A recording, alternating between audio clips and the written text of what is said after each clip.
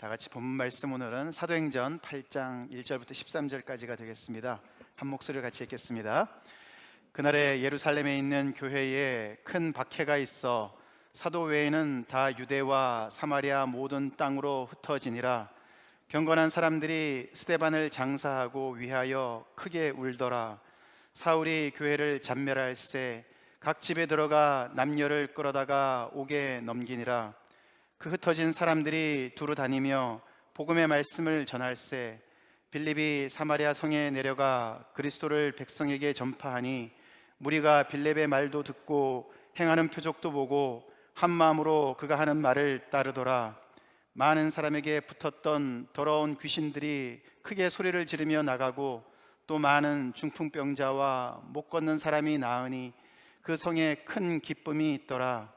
그 성에 시몬이라 하는 사람이 전부터 있어 마술을 행하여 사마리아 백성을 놀라게 하며 자칭 큰 자라 하니 낮은 사람부터 높은 사람까지 다 따르며 이르되 이 사람은 크다 일컫는 하나님의 능력이라 하더라.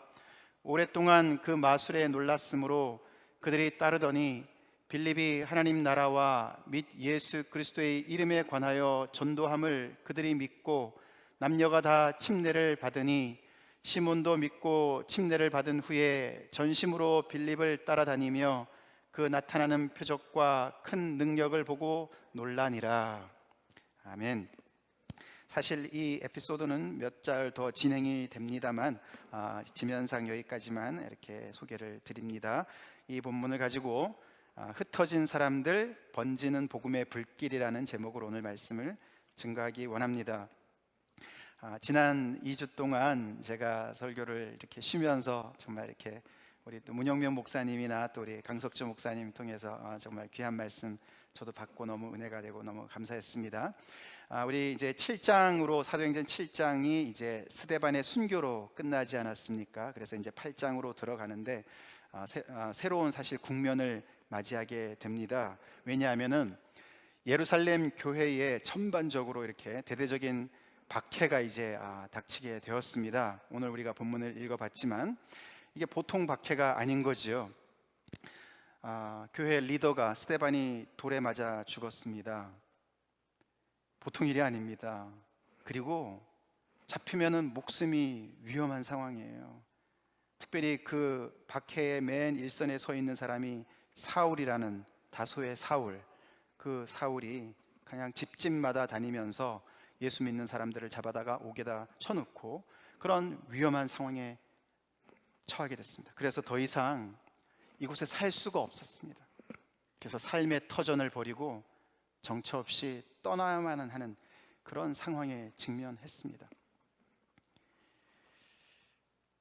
잘 먹고 잘 살 줄 알고 예수님 믿었는데 이게 무슨 날벼락이냐 이거죠. 그렇지 않습니까? 엄청난 위협이 도사렸습니다. 이런 상황들 속에 있는 교회가 느꼈을 법한 그런 감정들이 우리가 한번 쉽게 생각해 볼 수가 있겠죠, 그죠? 어마어마한 두려움이었겠죠.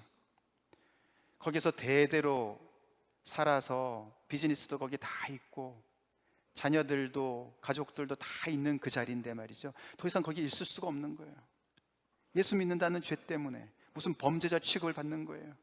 그리고 그게 보통 문제가 아니고 그냥 죽을 수도 있는 그런 상황에 빠진 것이죠. 그러니까 얼마나 정말 다운이 됐겠습니까? 의기소침하고 그리고 모든 것을 다 버리고 떠나야 되는 상황에 정말 엄청난 상실감과 절망감이 몰려오지 않았겠습니까?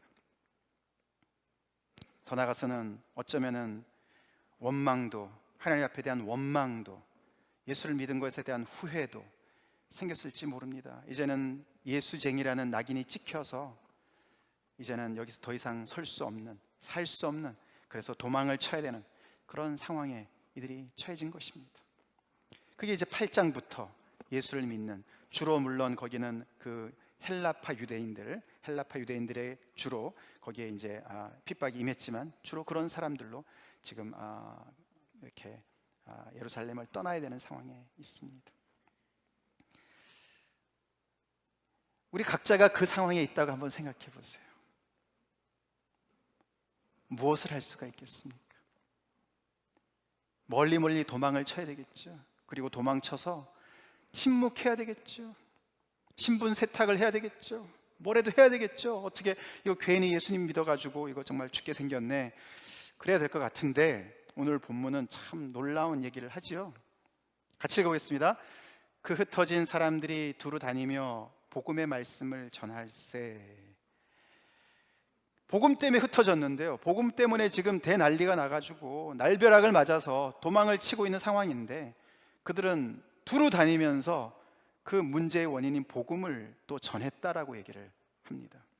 사실 이것을 전했다는 것도 엄청난 얘기지만 이 상황에서조차도, 이 날벼락을 맞은 상황에서조차도 복음이 여전히 그들에게 복음이었다는 사실이에요. 우리 예수님의 복음을 기쁨으로 받아들였는데 우리 삶의 어려움이 닥치면은 그 복음이 좀 의심스럽지 않습니까? 이게 복음 맞아 이거? 내가 예수님 믿고 잘 되려고 그랬는데 왜 이런 어려움이 오는 거지? 이거 복음이 아닌 거 아니야? 가짜 복음 아니야? 이런 어려움을 왜 나한테, 이걸 왜 복음이라고 그러는가? 그러면서 우리는 이 복음을 의심하게 되지 않습니까? 그런데 놀랍게도 그들은 이런 어마어마한 상황 속에서도 여전히 그 복음은 복음이었어요. 할렐루야! 그 복음이 복음이었어요. 환경을 초월하는 복음이었어요. 그게 놀랍지 않습니까? 생명의 위협도 있고 범죄자의 그런 정말 오명도 쓰고 있고, 그리고 모든 그런 정말 삶의 터전을 다 버리고 떠나야 된다는 상황이 우리에게 있다면은 그런 예수님 여전히 믿을 것 같습니까, 여러분들? 그런 예수님이 여전히 복음이 될 것 같습니까?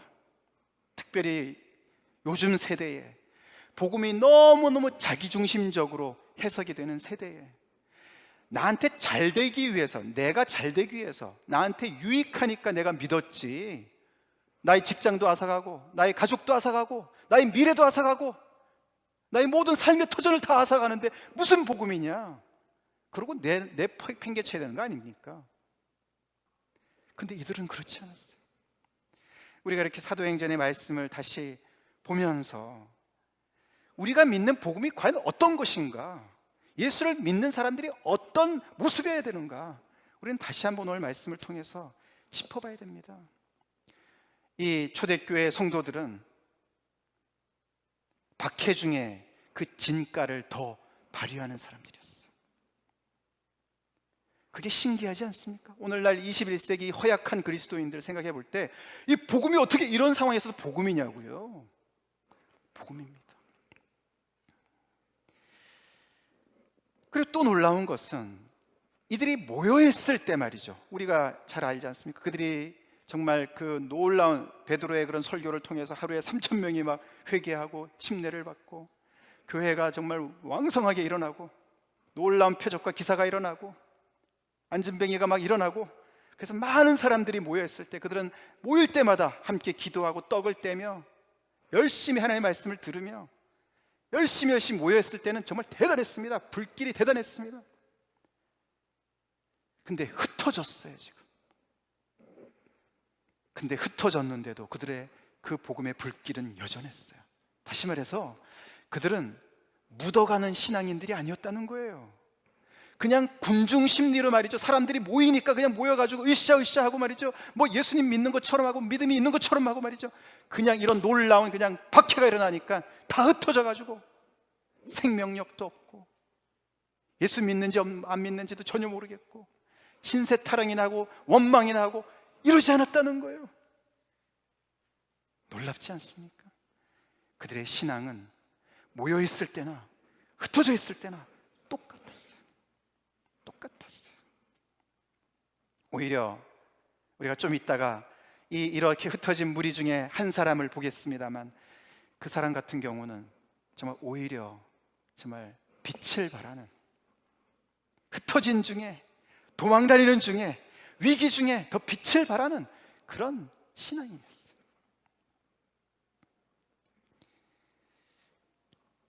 우리가 교회는 정말 모이기를 힘써야 됩니다. 우리 지난주에 우리 강 목사님 말씀대로 모이기를 힘써서 모일 때마다 우리가 예배를 드리고 이렇게 모이는 것 자체가 은혜입니다.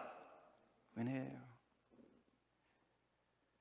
북한에도 그리스도인들이 많다지 않습니까? 그들이 이렇게 모여서 예배를 못 드리잖아요. 이렇게 주일에 날을 구별해서, 시간을 구별해서 하나님 앞에 나와서 성도들이 함께 찬양하며 예배드리는 것, 이게 놀라운 은혜입니다.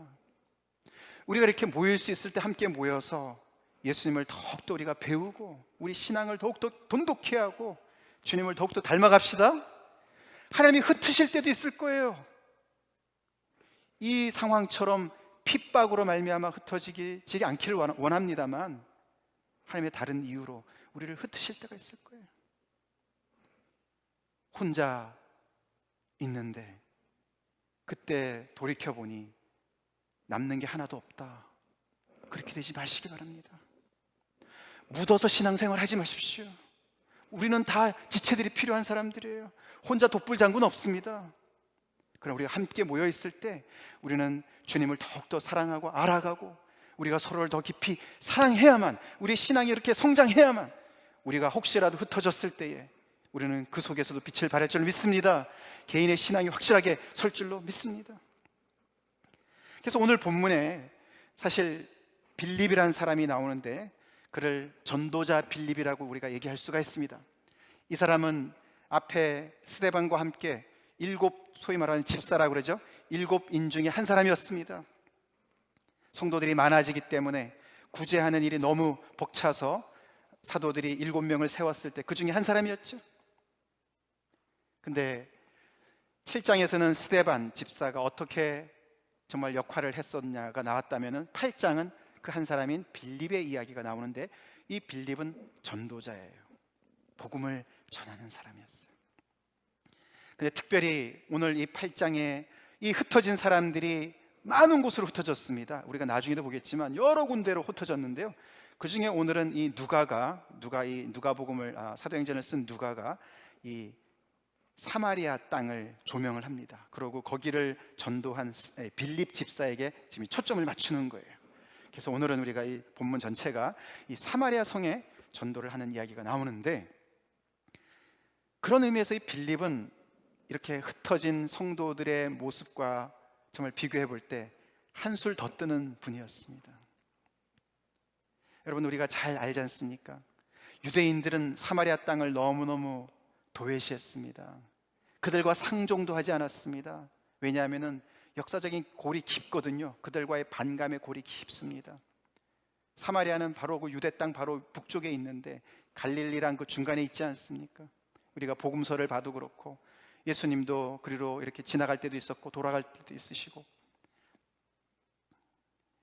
그 사마리아 사람들이 이스라엘 백성의 그 역사를 보면은 남쪽 유다와 북쪽 이스라엘로 갈라진 다음에, 그게 한 BC 1000년경에 갈라지고 나서, 그러고 나서 북쪽이 먼저 멸망을 하고, 그 뒤에 거기에 아시리아 사람들이 그 사마리아 지역에 이렇게 사람들을 심어놓지 않았습니까?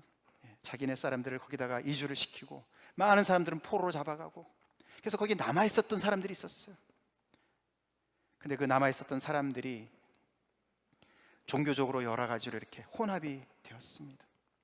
그리고 더 이제 관계가 더 악화가 된 것은, 포로로에서 돌아왔을 때 유대 사람들이 예루살렘 성전을 다시 재건할 때에 사마리아 사람들이 방해를 많이 했습니다.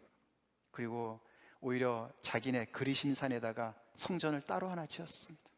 그래서 더 이상 어떻게 화해가 될 수 없는 그런 아주 철천지 원수 같은, 너무나 가깝지만 먼 그런 관계가 됐습니다. 그런 땅에 빌립이 간 거예요. 사실 가깝지만 그들이 훨씬 더 먼, 오히려 이방인보다도 더 먼 그들에게 빌립이 찾아간 거예요. 그런 면에서 빌립은 한술 더 뜬 사람입니다. 이렇게 어려운 중에 그것도 이 소외된 땅에 복음을 들고 갔습니다. 우리가 사도행전 1장 8절에 보면은 성령이 너에게 임하시면 너희가 권능을 받고 예루살렘과 온 유대와 사마리아와 땅 끝까지 이르러 내 증인이 되리라고 하신 예수님의 그 말씀이 있었지 않습니까? 그 말씀이 이런 식으로 성취될 줄 누가 알았겠습니까? 이 빌립 집사는 정말 이렇게 핍박을 통해서 흩어져야 되는 상황에서 이렇게 어려운 중에 흩어졌는데, 그 사마리아 사람들한테 정말 하트가 있어서 거기 가서 복음을 전하게 됐는데, 오히려 정말 그런 자기의 어떻게 보면 굉장히 개인적으로는 불행이 아니겠습니까? 그도 많은 재산을 뒤로 하고 어쩌면은 가족과 생이별을 하고 떠났을지 몰라요. 왜 이런 일이 일어났을까? 그렇지만 그런 개인의 어떤 불행이 오히려 하나님의 뜻을 이루는 데 선하게 쓰여질 줄 어떻게 알았겠습니까? 그래서 오늘 이 소외된 사마리아 땅에 복음이 비추는 장면을 우리가 보게 되는 거예요.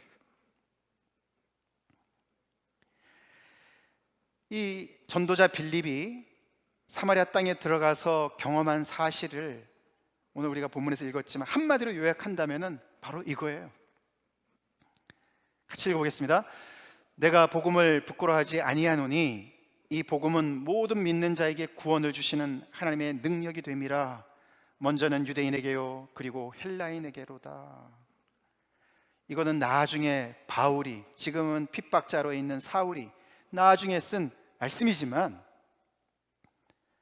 빌립은 분명히 복음을 부끄러워하지 않았습니다.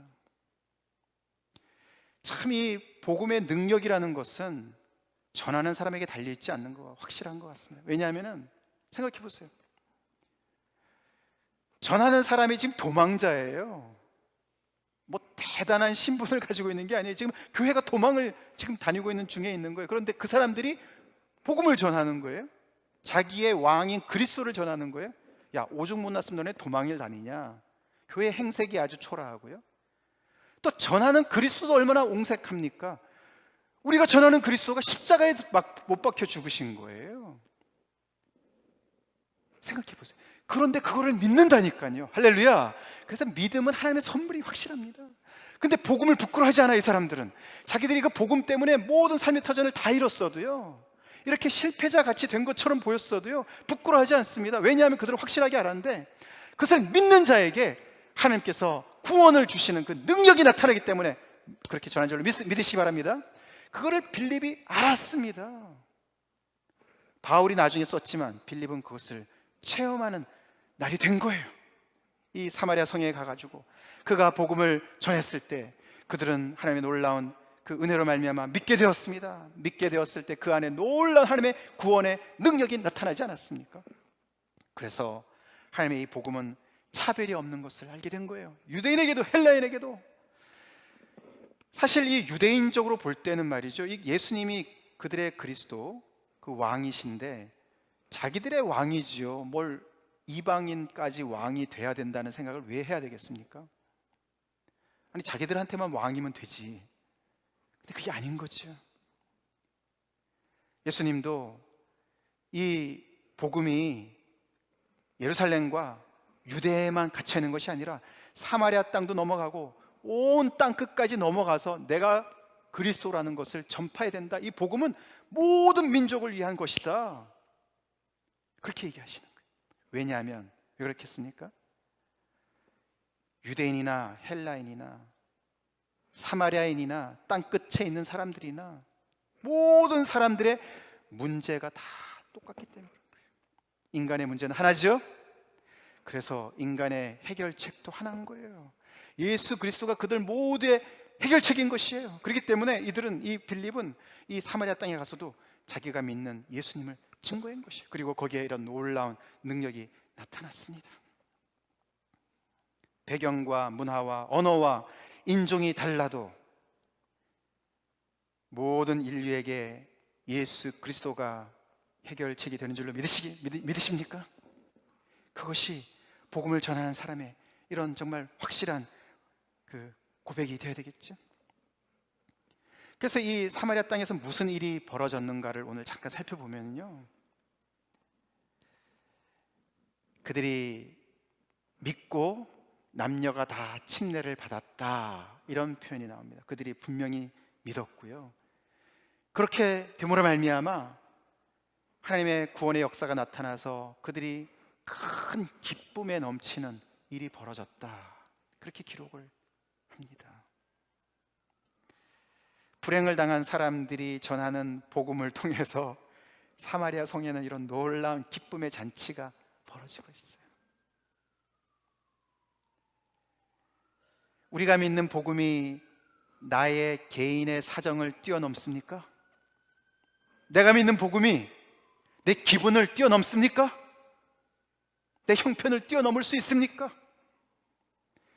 이 내가 믿는 복음이 나에게 이런 어려움을 줬기 때문에, 불행을 줬기 때문에 이것을 내가 다른 데 가서 전하지도 못하고 자랑하지도 못하고 전해받자고 그런 생각 안 드십니까? 아닌 것이 분명하지 않습니까? 이렇게 날벼락을 맞은 사람들이 나가서 전하는 이 복음이 이렇게 놀라운 역사를, 이런 놀라운 열매를 거두는 것을 보십시오. 우리의 형편을 뛰어넘어서 초월해서 복음을 전하는 사람이 됩시다. 아멘. 복음이 내 안에 갇혀 있을 수가 없는 것이에요. 그들이 무엇을 믿었나? 이 빌립이 전한 것을 믿은 것이죠. 빌립이 무엇을 전했나 보면은 이 세 가지를 전했다고 본문이 나와 있습니다. 그는 복음의 말씀을 전했고, 그것은 그리스도를 전했고, 그 다음에는 더 나가서 12절에는 하나님 나라와 예수 그리스도의 이름을 전했다 그랬습니다. 이게 그들이 믿는 내용이에요. 무엇을 믿는가가 중요합니다. 이 사마리아 성에 이 복음의 빛이 쫙 비추기 전에 거기서 왕 노릇한 동네 골목대장 한 사람이 있었습니다. 그죠? 마술사 시몬이 있었어요. 그 시몬이 말이죠, 그런 마술을 통해서 사람들을 현혹했습니다. 그들이 그를 믿었어요. 그래서 하나님의 큰 능력이다, 하나님의 어떤 그런 현현, 신의 현현한 사람이다, 그걸 믿었어요. 세상에 이상한 거 믿는 사람들 너무나 많이 있습니다. 제가 그 노인의 어르신들 주중에 성경 공부를 위해서 지금 거기 노인 아파트 옆에 이렇게 바로 옆에 교회가 하나 있습니다. 그래서 이제 그 아파트 내에서는 성경 공부가 어려워서 그 교회를 이제 타진을 해가지고 일주일에 한 번 성경 공부 하려네, 그러니까 좀 장소 좀 제공해 달라고.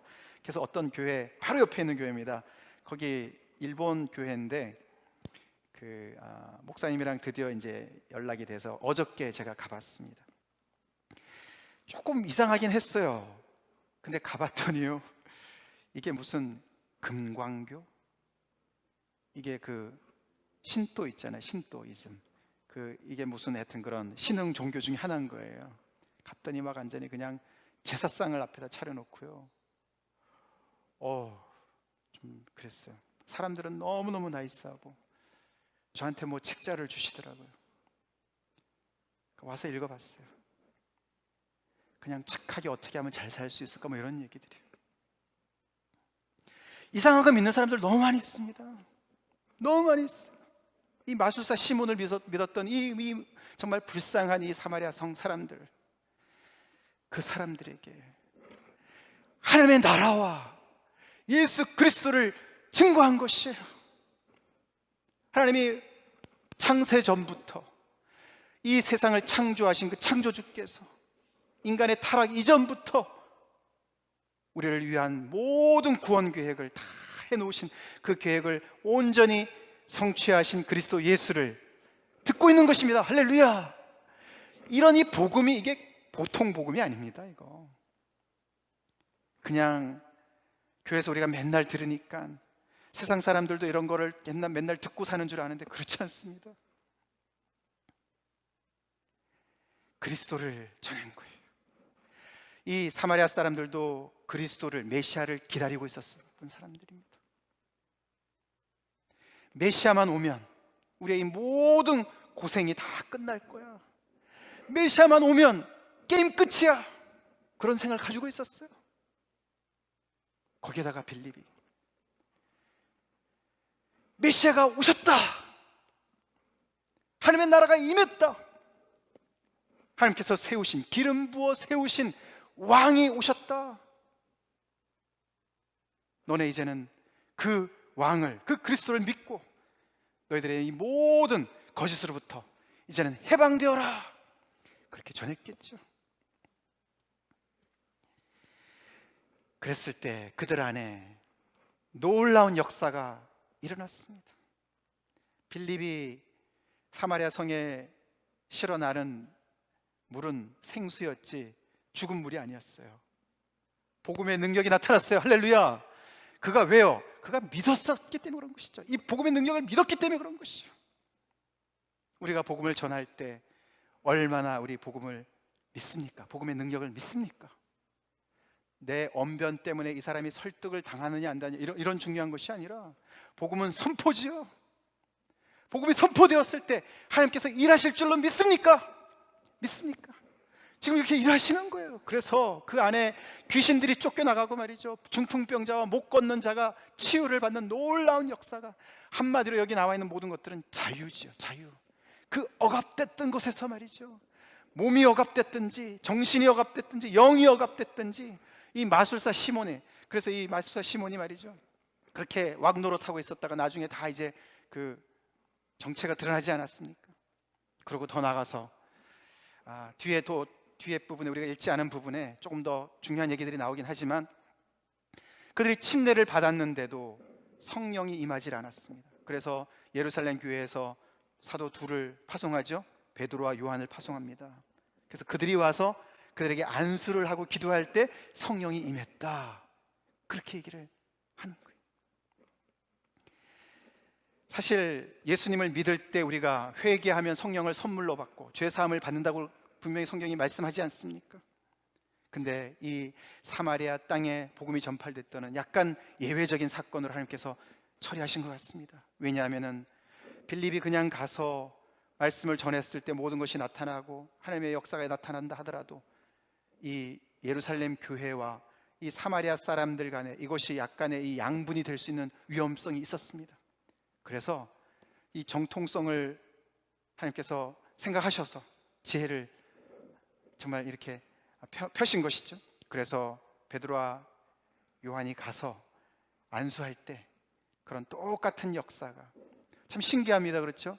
이렇게 침례를 받았는데도 이 사람이 성령을 받았는가 안 받았는가, 요즘은 참 이렇게 눈으로 식별하기 참 어렵지 않습니까? 근데 그때는 이게 분명히 가시화가 됐던 것 같습니다. 그래서 이상하다, 왜 분명히 예수님 믿고 지금 침례를 받았는데 왜 이렇게 성령이 안 임하지? 우리처럼 왜 안 임하지? 이런 문제의식이 있었던 것이죠. 그런데 이제 베드로와 요한이 가서 성령을 기도할 때 성령이 임하는 것이 가시적으로 보였던 것이, 아마도 그것이 방언이 아니었을까. 여기 그 오순절의 역사처럼 그렇게 놀라운 하나님의 역사가 분명히 모든 사람들이 알 수 있는 역사가 나타난 것이죠. 그래서 이 사마리아 사람들이 교회 안에 똑같은 한 일원으로 들어올 수가 있었던 것이에요. 그래서 교회는 하나인 거예요. 성령이 하나이기 때문에 교회도 한 몸입니다. 그렇게 된 거예요 지금. 그래서 이 성령을 받을 때 말이죠, 이 마술사 시몬이 뭐라 그랬습니까? 이 베드로한테 말이죠, 당신의 그 크신 능력을 나한테 돈 주고 파십시오, 그런 얘기가 나와요. 정말 바라온과 같으신 하나님, 자유로우신 하나님을 돈 주고 자기가 주물럭거리겠다는 거 아닙니까? 사실 그 시몬, 거기에서 성직 매매라는 그 단어가 사이몬이라고 이 이름에서 나옵니다. 성직 매매. 성령은 하나님의 선물이죠. 하나님의 선물을 돈 주고, 내가 그래서 원하는 대로 내가 안수하면 그 사람이 성령을 받을 수 있게 좀 해보려고 이런 사건이 나타났습니다. 하여튼 간에 그런 모든 것들을 통해서 결국에는 이 사마리아 성 안에요, 놀라운 자유함이 나타났습니다. 복음 때문에. 할렐루야, 할렐루야. 이런 자유함, 이 자유함이 빌립 한 사람을 통해서 복음의 채널로 쓰임받아서 사마리아 성에 이런 놀라운 역사가 일어났습니다. 그래서 오늘 이렇게 예루살렘 교회에 어려움을 당한 성도들을 가만히 보면 이 말씀이 생각나지 않습니까? 그들은 근심을 당한 사람들이지요. 그래서 너무나 근심하는 자 같지만 그들은 정말 기뻐할 수 있고, 가난한 자지요. 삶의 터전을 빼앗겼는데, 그런데 많은 사람을 부유하게 하고 아무것도 없는 사람 같은데 모든 것을 가졌다. 이것도 지금 핍박하는 그 사울이 나중에 고백하는 그 이야기인데, 오늘 이 말씀에 대입해서 가만히 생각해 볼 때 이 흩어진 사람들이 아무것도 가지지 않은 사람들이 분명하죠. 물론 뭐 인근 도시의 친척들을 찾아가거나 뭐 이런 분들도 있었겠지만 아무것도 가지지 않은 사람들인데 모든 것을 가졌다. 너무나 역설적인 표현. 이게 사실이라면 이들이 가진 게 뭐가 있습니까? 이들은 예수 그리스도밖에 없어요. 근데 그게 전부라고 얘기를 해요. 우리는 그렇게 얘기할 수 있습니까?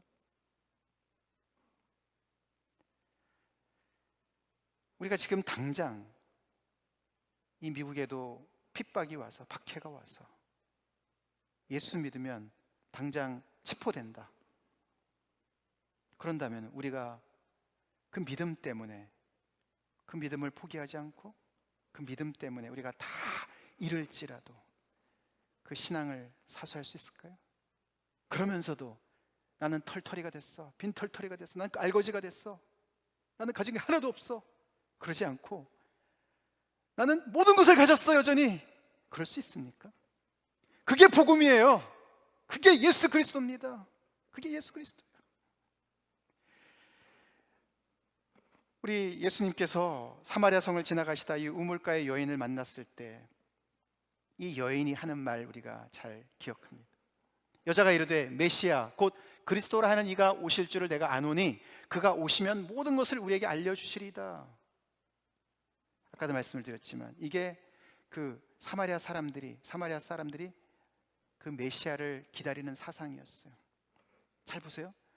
메시아가 오시면 모든 것을 우리에게 알려주시리이다, 이렇게 얘기를 해요. 이거는 굉장히 종말론적인 얘기를 하는 거예요. 우리 지난주에 목사님 설교에 정말 종말은 세 가지가 있습니다. 개인적 종말, 육신의 죽음, 역사적인 종말, 한 나라가 멸망하든가, 그죠? 그 다음에 우주적인 종말, 이 성경에서 이야기하는 정말 하나님께서, 예수 그리스도께서 다시 재림하실 때, 심판주로 오실 때, 모든 것이 다 끝날 때 그렇게 말씀을 하셨는데요, 이들이 메시아가 오시면 우리에게 모든 것을 알려주실 거다, 그 말이 정말 맞습니다. 그래서 예수님이 내게 말하는 내가 그다, 내가 바로 메시아야 라고 이야기를 하지 않았습니까? 이 사건 여러분 기억하시죠? 그래서 우리가 이 말씀으로 이렇게 잘 연결을 해보면요, 그리스도를 만난 사람은요 이미 종말을 맞이한 사람이에요. 여기 보세요. 예수님이 오시면, 그래서 예수님을 만나면 모든 것을 우리에게 알려주신다 그랬습니다. 그게 이 종말을 앞당겨서 내가 이미 이 예수님이 끝을, 모든 만물의 끝을 다 알고 계시고 그 모든 것을 성취하신 그분께서 와 계시니까, 우리가 로마서를 보더라도 말이죠, 아니면 바울의 다른 그 고린도후서의 말씀을 보더라도 우리가 메시아를 만나게 되면 어떻게 됩니까? 그분이 나에 대해서 알려주시죠.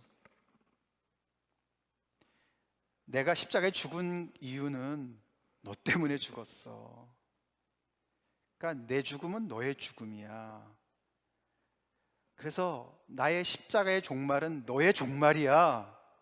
그렇게 말씀하신 줄 여러분 믿으시기 바랍니다. 그래서 우리는 예수님을 믿는다는 얘기는요, 이미 우리의 끝을 본 사람들이에요. 다시 말해서 예수님이 오셨기 때문에 우리는 모든 것에 대해서 답을 얻은 사람들이에요. 그래서 여기 지금 있는 이 사람들도 말이죠, 이렇게 엄청난 핍박을 받고 심지어는 스데반은 목숨을 잃고 자기들의 삶의 터전을 다 빼앗겼어도 말이죠, 예수 그리스도로 말미암아 이미 나의 모든 종말을 맞이한, 그래서 나는 지금 육체로 살고 있지만 내가 사는 게 아니다, 나는 그리스도와 함께 이미 죽은 사람이다, 내가 사는 것은 예수 그리스도를 믿는 믿음으로 사는 것이야. 그래서 예수님이 이 정말 말씀하시는 모든 그 심판과 죽음에 대한 그런 언도와, 더 나아가서 정말 죽음에서 그래서 장사되어지고 다 죽었고, 더 더 나아가서는 부활, 예수님이 사흘 만에 부활하시고 새 생명을 얻고 영생을 얻고 하나님의 자녀가 되고 하나님의 상속자가 되고, 이 모든 것들이 이 메시아를 통해서 단번에 다 우리에게 임한 줄 여러분 믿으시기 바랍니다. 그러니까 아무것도 없는 자 같은데 모든 것을 가진 자가 되는 거예요. 예수님이 우리에게 모든 것이 되세요. 정말 믿음이 좋은 사람은 이 예수님으로 말미암아, 메시아로 말미암아, 메시아가 다 이루어 놓으신 그 마지막을 다 받아들이시고 이미 그 끝을 살아가는 분들이세요. 그래서 이렇게 환경을 초월하는 거예요. 예수님의 죽음이 자신의 죽음이고 예수님의 승리가 자신의 승리가 되는 거예요. 그것이 예수를 믿는 사람의 모습인 줄로 여러분 믿으시기 바랍니다. 그렇기 때문에 그것이 메시아가 오기만 한다면, 메시아가 오시기만 한다면 모든 나의 문제들, 이 세상의 모든 문제들은 끝이다. 게임 끝이다. 물론 여전히 많은 문제들이 있습니다. 그러나 우리는 알지요. 우리는 압니다. 하나님의 구원이 이미 완성된 걸 알지 않습니까? 십자가에서 2000년 전에 예수 그리스도를 통해서 메시아가 이 땅에 오심으로 말미암아 완성되었어요. 그 완성 속에 우리가 들어가서 그 완성을 누리면서, 물론 아직도 와야 되는 하나님의 나라가 있고 아직도 우리가 싸워야 될 싸움이 있고 우리 안에 많은 문제들이 있고 어려움들이 있지만은 우리는 이미 이 마지막을 이미 아는 사람들로서, 그 마지막을 믿는 사람들로서, 그것이 바로 하나님의 나라고, 하나님의 나라가 이 땅에 이미 임한 하나님의 나라 안에 사는 삶의 모습이죠. 그것이 이 초대교회 성도들이 믿었던 복음이에요.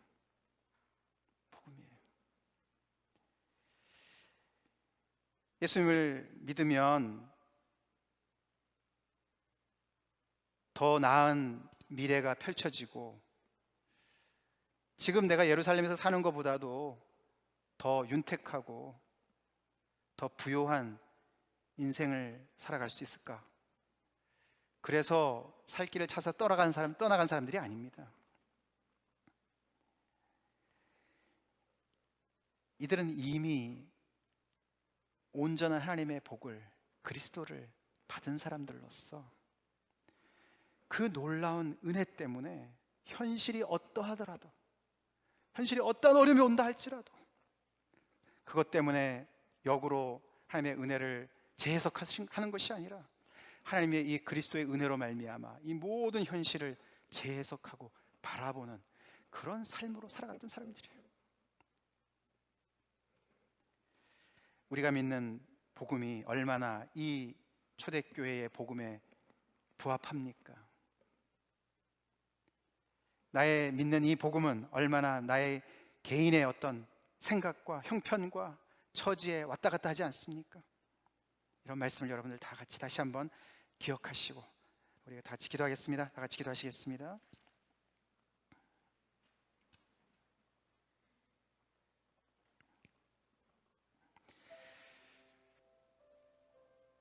우리가 개개인이 죽음을 맞이함으로 개인적인 종말이 옵니다. 근데 그 종말을 앞당기십시오. 이 메시아를 만나는 그 순간이 우리의 진정한 종말입니다. 예수님이 십자가에서 죽으신 그 종말이 나를 위한 종말이었다고 복음은 이야기합니다. 거기에서 나의 진면목을 보고, 나의 끝을 보고, 나의 절망을 보고, 동시에 거기에서 부활을 보라고 복음이 이야기합니다. 메시아를 만난 사람들은 모든 것을 가진 사람들이에요. 그게 복음이에요. 메시아를 통해서 뭔가를 더 얻어내는 것이 아니에요. 메시아를 통해서 더 윤택한 삶을 얻어내는 것이 아니에요. 예수님이 나의 왕이시라면 그거로 전부예요. 게임 끝이에요. 그분이 왕이신 하나님의 나라는 영원한 하나님의 나라입니다. 현실이 어렵고 문제가 있고 핍박이 있고 원수가 여전히 득실거린다 할지라도 하나님은 이미 승리하셨습니다. 예수님은 이미 승리하셨습니다. 그렇기 때문에 이들은 이런 날벼락 속에서도 복음은 여전히 복음이었어요. 그 환경이 도저히 침투할 수 없는 그런 영생의 복음이었어요. 영원한 생명의 복음이었어요. 그리스도는 이 땅에 우리에게 온전한 구원을 주시는 분이셨어요. 그리고 우리에게 온전한 자유와 해방을 주십니다. 여러분은 어디로부터 자유가 필요하신 분이십니까? 몸에 질병이 있으신 분들, 요즘에는 귀신의 악령의 그런 것도 없다고도 하지만은 아닙니다. 사단의 많은 꼬임 속에 우리가 거짓 속에 살아갈 수 있습니다. 아니면은 마술사 시몬 같은 사람에게 매니플레이트 되어서 내 인생의 아이돌로, 우상으로 자리 잡고 있는 그 사람의 영향권에서 벗어나야 되십니까? 복음이 우리에게 온전한 자유를 줍니다. 이 복음, 우리 형편을 초월해서 전해야 되지 않겠습니까? 다 같이 기도하시겠습니다.